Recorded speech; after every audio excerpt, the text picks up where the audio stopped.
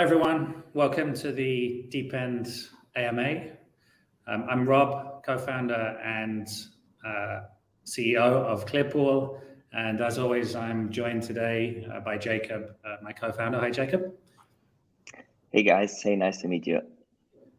So today we're going to talk about hedging. Hedging is valuable optionality for any type of investment strategy, especially when it comes to interest rates. So that's going to be the topic for today's AMA, and we're delighted to have Darren from IPOR Labs with us today. Hi Darren, how you doing? Hi Rob, I'm doing great. Thanks for having me. Good. I think we did have an AMA on your Discord back in May. We talked about DeFi yields and composability back then. It's great to host you on this occasion on behalf of the Clearpool community. I think we actually have a lot of new members of our community. So before we get into IPOR, maybe Jakob, you want to give a very quick introduction to Clearpool, and then we can delve into IPOR and the hedging strategies discussion. Sure, Rob. I keep it short because I think probably most people already know about us. So in short, Clearpool is a DeFi lending protocol for institutions. So compared to the large over-collateralized DeFi protocols such as Aave and Compound, the main difference on Clearpool is that institutions are able to raise unsecured liquidity. So instead of providing collateral, so instead of over-collateralizing, they have to KYC, they have to sign a loan agreement, and then they have to obtain a credit risk score. And the platform acts like a marketplace, so lenders can, they can come in, they can compare different types of borrowers, and then they can decide who they want to lend to. The platform also offers, higher risk-adjusted returns compared to those over-collateralized platforms, which very often can be compared to the risk-free rates in DeFi, I guess. Clearpool is now operating a little bit over 1 year already, and so far we have originated close to $400 million in loans. Cool, thanks a lot, Jakob. Thanks for that quick intro. Darren, maybe we can start by asking you to introduce yourself to our community and tell us a little bit about your background before we get into IPOR. Yeah, sure. So my name is Darren Camas. I'm the CEO and co-founder of IPOR Labs, the main company that's building the IPOR protocol currently. I've been building in crypto actually for the last 12 years, so really since the start of commercialization.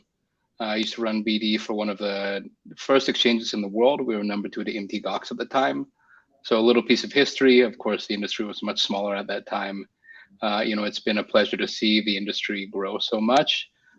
In between, I've ran exchanges, brokerages, payment solutions, cross-border. I was an advisor to Cardano, and now running IPOR Labs. Fantastic. Thanks very much, Darren.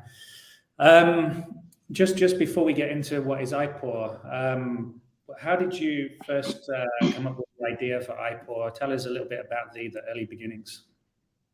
Yeah, so the early beginnings, actually, maybe I can also plug it into some points that Jakob mentioned.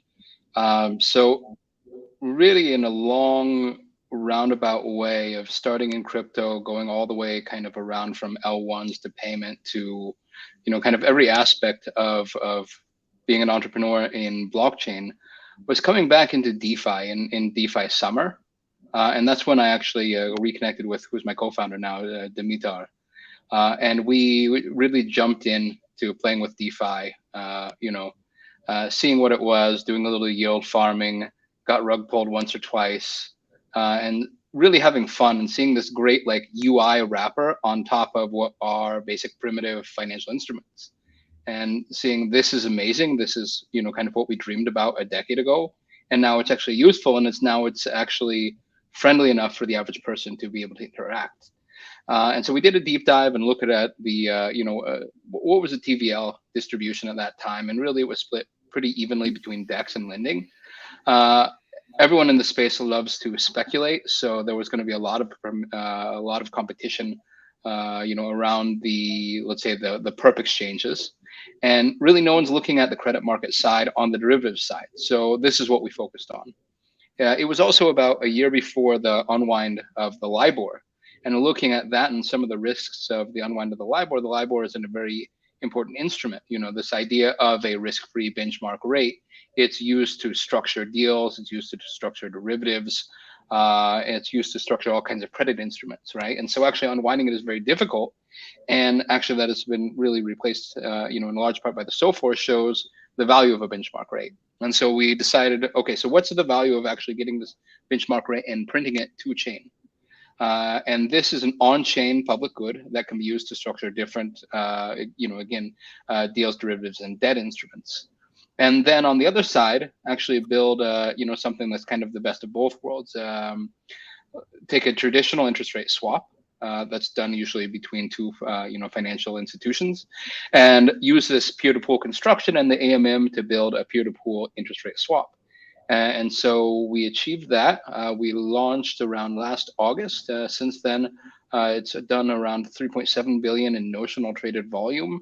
The IPOR rate has been being printed on chain since that time, and we see it really as this base layer of the DeFi credit markets. Fantastic. Thanks very much for the intro. And I think this is really, really important building block for DeFi. So I think it's great that you guys are working on this, and you mentioned, LIBOR and SOFR and the importance of these benchmark interest rates in traditional finance.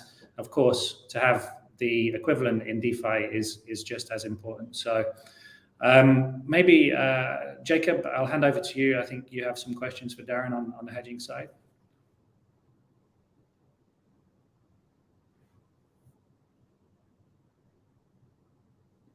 Sorry, sorry guys, I had a little problem with my connection, but now it's good. Yeah, so I think what we're interested is to see, what are the differences between hedging risk in TradFi compared to DeFi. Maybe you could tell our audience a little bit more about that.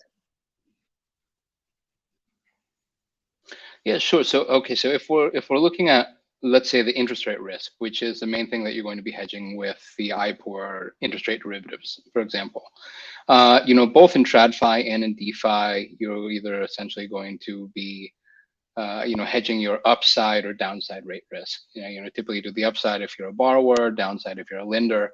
And if we look at, let's say, the big failures of let's say a lot of the US banks recently, they really had two major failures. One was duration risk, and the other was interest rate risk, right? They, most of these banks had a long dated bond portfolio, which has an inverse relationship to the, to the central bank rates. And this caused a huge gap in their balance sheets. And if we look at, two of the core components of the IPOR protocol, they're actually about creating term structure, and they're about hedging interest rate risk. So these are really important building blocks, right? So in DeFi, you really don't have any term structure right now, right? If you think like in the Aave compound, which are the repo markets, or in Clearpool, which is the unsecured or under collateralized markets, you are getting kind of a block over block loan, right? So this is why we call IPOR the inter-protocol overblock rate. It's effectively kind of a spot rate in DeFi, but for this industry to be useful, we have to start extending the maturities and the durations of these instruments, right? We need to get to 1 month to get to 2 months to get to 3, until we're getting 1 year loans, or even that you can be able to take a home loan from a DeFi bank, right? So we expect that this IPOR rate will start to get out 1, 2, and 3 month rates, 6 months, 1 year, and so on, right? So essentially we're bootstrapping a yield curve. We're bootstrapping predictability in DeFi credit markets. So one of the idiosyncrasies about the IPOR rate is, and I believe that Clearpool has a similar structure, this idea of a bonding curve, of a utilization curve, and once you reach a certain utilization rate, the interest rates spike. And so this is also a mechanism that's prevalent on Aave and Compound, is you actually have this kind of upside rate risk, which is around this kink on a curve. So you can have these kind of different kind of rate dynamics where it's all utilization based, but people can play around with that kind of kink on the curve. So it's much easier to change the rates on it on DeFi, if you are a whale, than you would be able to do if you're in traditional finance. The other thing is, in traditional finance, you're typically thinking of the benchmark rates as a premium on top of a central bank rate, right? So this is where they're securing the liquidity, and then of course there's a free market premium on top of that. Whereas if you just have this utilization-based interest rate mechanic, then it's really dependent on, of course, liquidity and and then risk taking, or the kind of the credit, the desire to take credit in the market. So we have this strange dynamic, over the past, let's say, 1.5 or almost 2 years now, where we had the rates in DeFi compressing, right? We used to be up near about 10%, and then we got to we were hovering between 1% and 2%. And now we're getting up actually, back into the 3% range, right? But if you think from a risk-adjusted perspective, and Jakob, this was something that you mentioned, essentially risk-adjusted yield is what you guys offer in Clearpool. You're not getting this kind of really risk-adjusted yield. You're getting a subpar yield in DeFi for, basically taking on smart contract risk, where you would be better off, taking liquidity outside of the DeFi markets, and putting it in short-term treasuries. Right. So this is kind of a strange dynamic that has evolved over the past, let's say, 1.5 years. But, the question is, how long will this conditions change? And actually, are there instruments that allow you to take advantage of basically yielding at the higher rate, no matter what the market condition? Got it. So I think what would be interesting to maybe just, could you give us a little bit of an overview of who is actually currently using your protocol right now, and maybe also a little bit of an indication of traction that your protocol has had so far. So I think we are interested to understand, is this something that is being used by retail users, institutions, or who is it targeted for, and what have you seen so far? Yeah, so we saw really kind of nice gradual scaling up on the first side of, from launch in August up until the end of last year, right? And that was a really kind of slow trek up in growth of the TVL. So the TVL went up from a couple 100,000 up to about 2.5 million, right? And over that time, we saw swap volume grow. I think it was a lot of people that were kind of dipping their toes in. We can't really understand fully, who the counterpart on that is, but it was, positions ranging in from a couple $100 to, in the tens of thousands, like in terms of collateral, which, at high leverage, up to 1,000x leverage, it can underwrite, a fair amount of notional.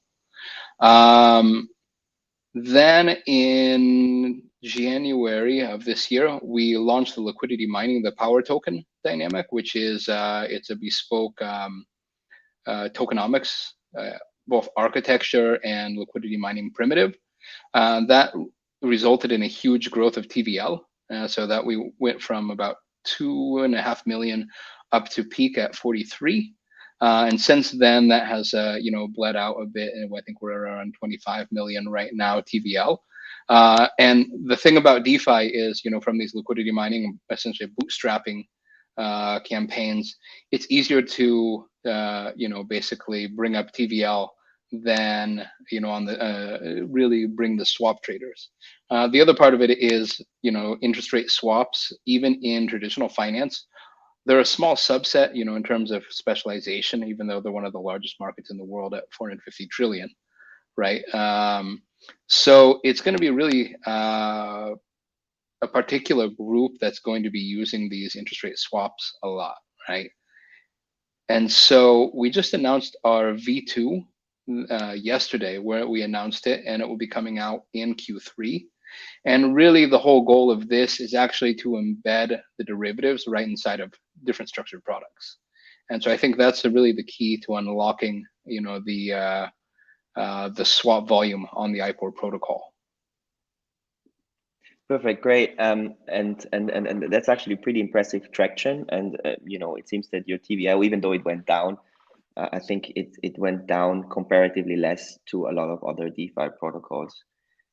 Maybe just, you know, for the audience that is not doesn't have a TradFi background, it'd be interesting to sort of like understand the real life example of someone actually using your product. So can you walk us through, you know, one of those examples?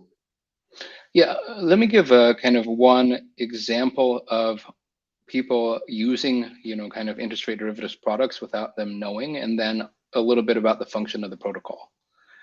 So first of all, you know, most people that have borrowed money from a bank to buy a house have used an interest rate derivative, whether they know it or not, right? And also a benchmark rate. So when you go to a bank and you ask for a fixed rate mortgage, that mortgage is being set as a premium on top of some benchmark rate.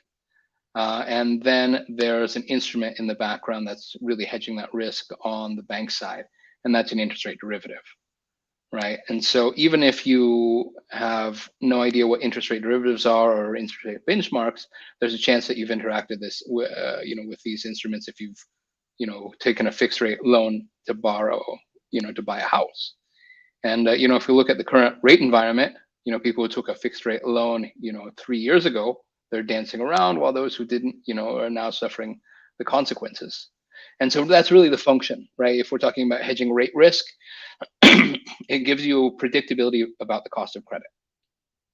So now if we look at the IPOR protocol, there's a couple different players, right? So on one side, you have people that are depositing, and this is where the majority of the TVL comes from. So you can deposit one of 3 different stable coins. So USDC, USDT, or DAI. And those are the 3 different IPOR rates and the 3 different IPOR rate markets that are currently on the platform. So what you're doing as a depositor is you're putting your funds in a pool, and that pool is underwriting risk. And while that pool is underwriting risk, it's also going out to yield from the money market. So it's always maintaining, it's always staying active. But basically you are underwriting a portfolio of different swaps. Those swaps are being priced by an AMM, and that AMM is bespoke. It was designed inside of IPOR Labs by our quant team. And that is essentially underwriting risk and providing a spread on top of or below the IPOR, depending on whether you're on the pay fixed or the receive fixed side. Pay fixed effectively hedges you from rising interest rates.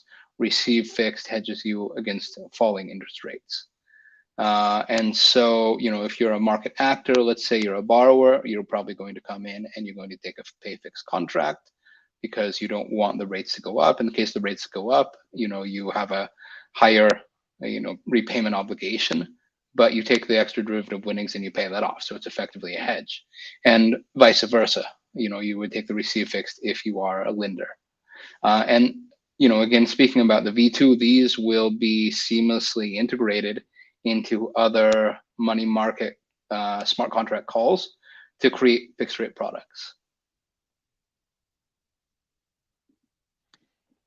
Yeah, I think one of the things, you know, with the Clearpool, we are most excited about is, you know, composability and you know, how we can work together with other protocols like yours, or we have some partnerships in place with, you know, other DeFi protocols. So maybe just, you know, if you could elaborate, like, how do you work together with other DeFi protocols with IPOR right now?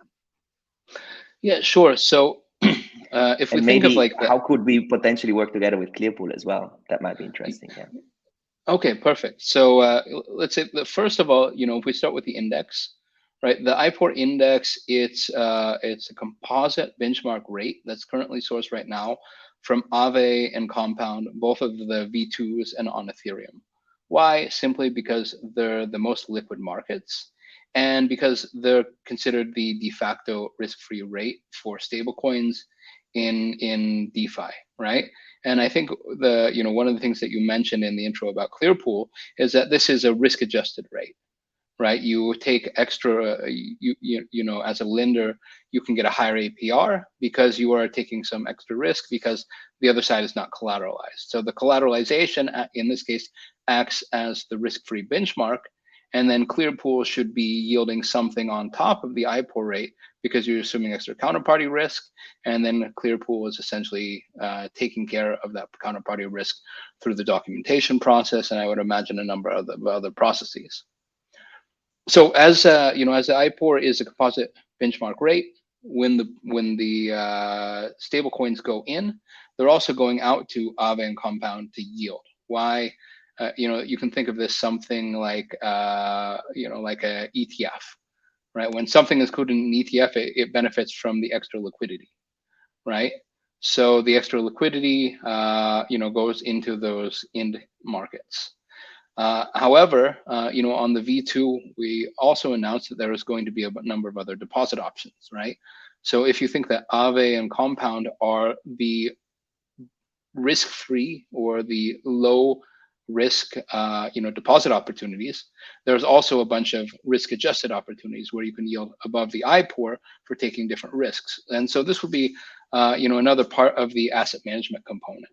So this is a possibility where, you know, you as a liquidity provider could potentially choose to delegate funds to these other risk-adjusted yield opportunities, or even just a module that stands on its own, you know, to delegate to these different risk-adjusted opportunities.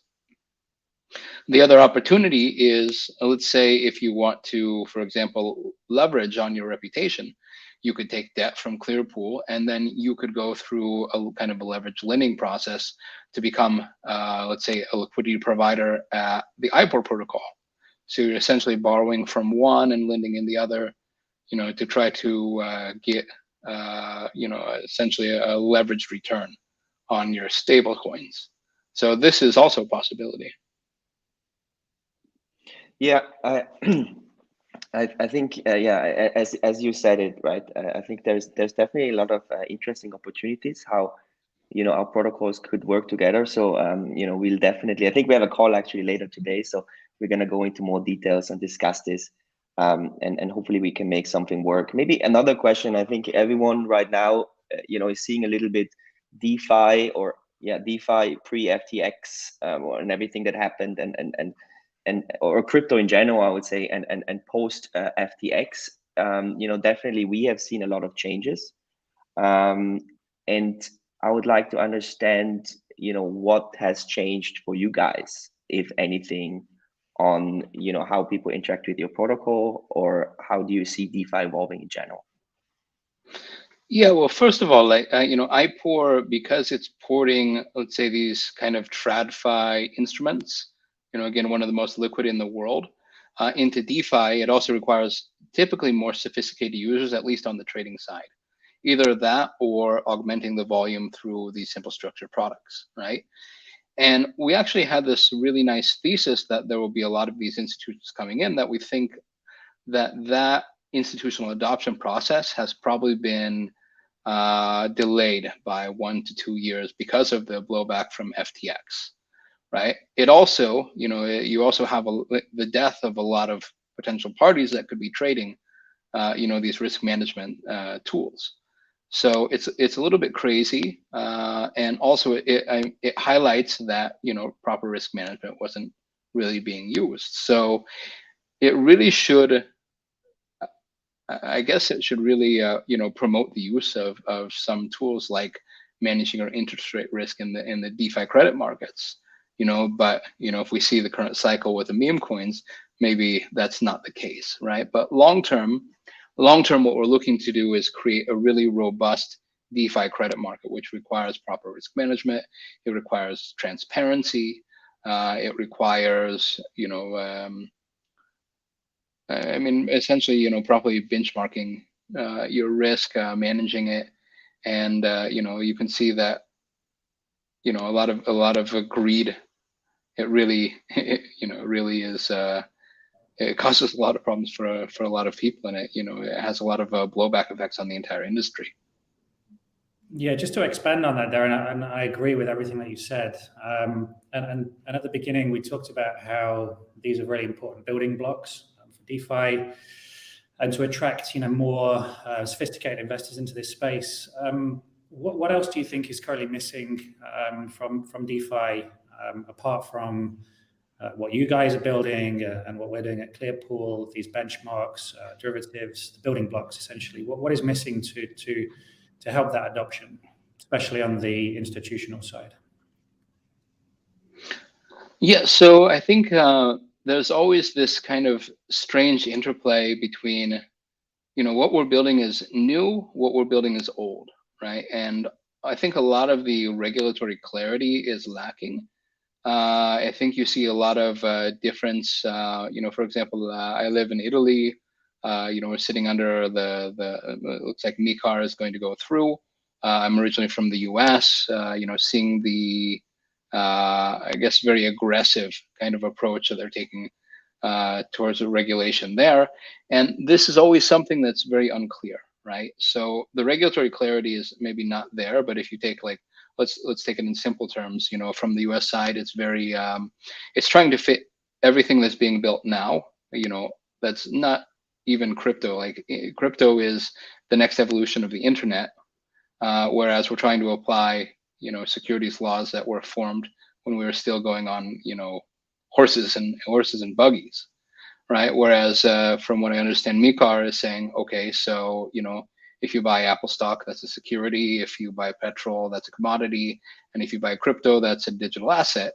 It's a new thing. I mean, I think that makes a sensible approach, right? But from the regulatory clarity on other things, you have some things that are maybe from a technological point and from a regulatory point, they're at odds, right? So if you look at something like a DeFi pool, right?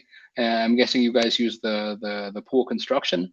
These are, if you look from a regulatory perspective, these are commingled funds, right? And from a regulatory perspective, the regulator would want you to have segregated accounts for client assets. But, if you look at the construction of how Ethereum works, that's just not feasible, right? It would be too gas inefficient to have each user's assets, in a separate bucket. So if you look at something like this is something that will take time for regulators to understand, for people to build, and maybe there's a mismatch. Maybe there's there's an issue there that requires let's say much better dialogue around this. The other side is, from the institutional side, is the KYC and AML. But I would argue that DeFi provides a much better construct, right? Everything is transparent by nature. So I've heard of some people doing different approaches to this, right? You can go with the the KYC gated approach. I heard of some people that were doing a kind of a very interesting approach, which was like using like a third party like Chainalysis, for example, to do like let's say a clean money score on a pool to give it the thumbs up or the thumbs down. And these different approaches might be more sensible, but I know a lot of the institutions are thinking about using gated approaches. We're looking at something like Aave, which really didn't have any traction, and saying, well, for a lot of these institutions, blockchain is a nice to have, but not a must have. Or on the DeFi side, it's a thing that makes it go. And so how will this play out? I don't know.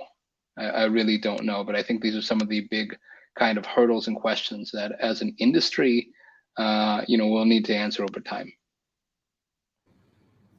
Cool. Thanks, Darren. Yeah, I heard there's a new product coming called Clearpool Prime, which maybe address some of that. So keep your eyes open for that. All right.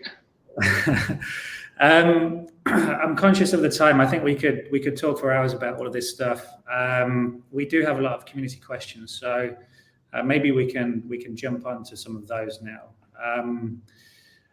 The first one I have here from Unrivaled Living is: IPOR currently only offer hedging stables. Are they planning to launch ETH hedging? If so, what are the scheduled timelines? Yes. So there are 3 IPOR rates currently: USDC, USDT, and DAI, and those are the money market rates, right?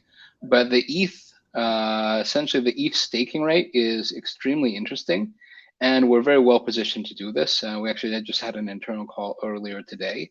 So all of this kind of requires our V2. So V2, again, it was announced yesterday. It's an architectural upgrade. It's a revamp of the risk management.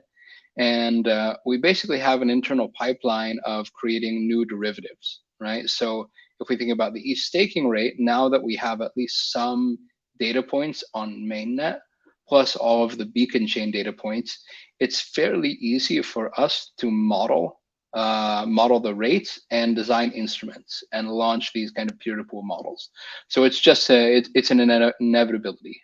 So it will be enabled, once the V2 goes live, which allows for this entire. So we built a risk oracle, which manages essentially the more dynamic market risk on the different derivatives. Awesome, thanks a lot. We have a Clearpool related question here. So Jakob, I'm going to ask this to you. Clearpool recently updated its interest rate mechanism to include the credit risk premium. Can you share more about how this works and why this was implemented? Yeah, so I think this represents a quite significant improvement of our curves. So just for everyone, we started off very simple by having the same interest rate curve for all of our borrowers. It also had to be said that all of our borrowers were between the A and AA rating. Now, as we have more diversification in terms of borrowers, we introduced this credit risk premium. And the logic of this is very simple. Basically, the curve moves up or down depending on the credit risk score of a borrower. So if a borrower has a AA rating, he has the lowest interest rate curve, so he pays the lowest interest rates. And as the borrower is going down in rating, so a borrower that has, for example, A or BB or B, for every single basically downgrade of the rating, the curve slowly moves upwards. And obviously, borrowers that have a better rating pay lower interest rate, and lenders are being compensated for taking on higher risk. For the beginning, we made this very simple. We actually chose an index, which basically calculates the spread between a certain category of bonds and the treasury curve. This is currently around 5%, and it's basically being just incrementally added to the different ratings. So right now, for example, a AA rated borrower pays 11%, and then an A rated borrower will pay 12%, for example, and then a D rated borrower pays 16%. Right now, we have fixed this, or we have indexed it to a real world index. We are evaluating how this plays out, and in the future, we're also going to consider opening this up to an Oracle vote, so the credit risk premium might be voted as well by oracles. Excellent. I think when you have your call later with Darren, you should discuss potential for IPOR to become an oracle. Back to you, Darren. We've got a question here. It seems IPOR is only on Ethereum. Do you plan to launch on other chains?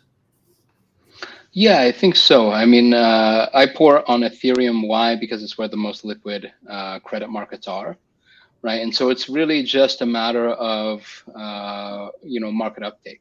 So for example, if we talk about, which markets will be rate constituents of the index, I mean, this is something that's always in flux, right? So right now it's Aave and Compound V2. Why? Because they're the most liquid, but actually the IPOR DAO is very quickly forming and getting up to speed, and so this will be a governance decision going down the road. On the other side, you have the interest rate derivatives. First of all, they're used to basically hedge, large credit positions. So that's going to be most useful on, Ethereum L1, just given the liquidity. But we've looked and talked about, and actually a lot of community members have asked about, for example, the swaps to be migrated to something like Arbitrum. And that's something that we're definitely looking at. And again, that will be a governance decision. There already are some proposals in the IPOR DAO.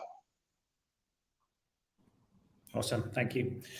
We're running out of time. We've got probably time for one more question from Blockchain Boss. This is for Jakob again. It's the deep end, so I'll throw you in, Jakob. Can you give us an update on Clearpool Prime? Yeah, I think Clearpool Prime, we are on the finish line. So we've already, received the audit back, which was passed successfully. So the product is all ready to go, and we're already, onboarding as we speak, different types of institutions. So they're already KYCing, and there's already quite, I would say, a significant, a significant number of institutions that are interested in providing lending pools. We do not have announced yet the launch date for Clearpool Prime, but I think we're going to do that very shortly. So, please stay tuned. But I think, with Clearpool Prime, we are very much on the finish lines, and first pools are going to be launched very soon. Awesome. Darren, one final question. Thanks for all of the information you've provided today on IPOR. What's next? I know you've probably already answered a few of those things with some of the questions that were asked, but what's next on the roadmap for you guys? Yeah, so I mean, we have really the big push towards V2, right? Again, that's a revamped architecture that will allow us to do complex multi-calls. It will be embedding the the IPOR swaps into larger products. So you can think of leverage lending, where you can take your your IP token, which is your liquidity pool token, and you can borrow against it. You can take large fixed rate positions. There will also be things like different asset management pools, different interest rate strategy vaults, and actually the biggest one that's actually quite interesting. And since you guys are really kind of indexing towards TradFi, TradFi rates, the idea of a two-way flow in yield, right? So over the last 1.5 years, we've been able to actually borrow quite cheaply in DeFi and potentially lend in TradFi. And so you see a lot of these kind of real world assets. You see a lot of these, tokenized T-bills, tokenized money market firms, or anything that really, gets you more of a, kind of a risk premium. And so imagine this. Imagine that you can get your ETH staking rate, that you can take an IPOR swap to hedge that ETH staking rate. You can borrow against it and actually capture the yield between the borrowing cost of the stables in DeFi, and lend it out in these high yielding TradFi instruments. This is kind of a really nice, really nice flow in terms of kind of risk-free yield, on both the crypto side and on the stablecoin side. And in case that we go right now into a new rate environment where we turn dovish again, and that sets off this risk rally, we can already see that the kind of the IPOR rates, they've gone up from about 1% to now 3% kind of across the board. That you'll actually see a reversal of these flows. So this kind of two-way traffic between TradFi yields and DeFi yields, I think, is going to be really important. And that's why, if we talk about these kind of building blocks, IPOR is building, let's say this kind of two-way conduit where you can take advantage of the yield, of the higher yield, no matter what side of the markets it's on. Awesome, fantastic. Well, I'm a big fan of IPOR, but I definitely learned something new today. So thanks for that, Darren. Where can our community go to read more, to check out the product, and to find out more about IPOR? Yeah, the best is going to IPOR.io or app.ipor.io. There you can find all the links to the docs. So the main discussion happens, outbound on Twitter, IPOR_.io, but there's a lot of discussion inside of the Discord. And inside of the Discord, there's a Discord native governance forum. So there's both an open forum and then, actual proposals, and even, kind of this workflow. So you can track all of the proposals inside of Discord native. So that's probably the best play to hang out, to get kind of two-way communication. Awesome, thanks a lot for that. So guys, please follow IPOR on Twitter. Go check out their Discord and follow Darren. We'll put all the links in the comments. Thank you all for joining us today. We've run out of time, but I really enjoyed this. And thanks to Darren for joining us again. Thanks, Jakob. And we'll see you all next time. Thanks for having me. Thanks, everyone. Darren, I didn't know you're in Italy. I'm also in Italy right now, okay. At my home. Let's go grab a coffee. Let's grab a coffee. It's a small place.